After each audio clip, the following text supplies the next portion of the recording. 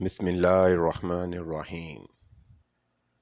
حضور اکرم صلی اللہ علیہ وآلہ وسلم کا ارشاد ہے کہ وحی نازل ہوتے وقت کبھی مجھ کو گھنٹی کی سی آواز محسوس ہوتی ہے اور وحی کی یہ کیفیت مجھ پر بہت شاق گزرتی ہے۔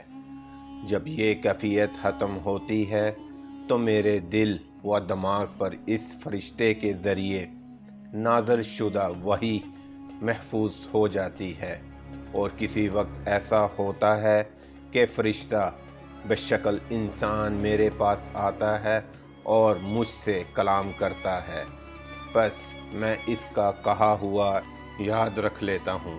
صحیح بخاری حدیث نمبر 2۔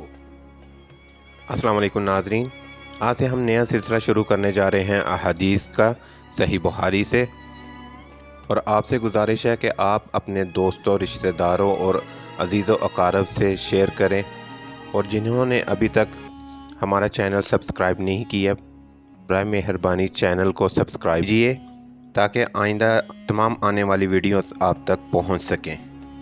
آخر میں اپنا، دوستوں، رشتہ داروں اور گرد و نواح کے لوگوں کا خیال رکھیے۔ اللہ حافظ۔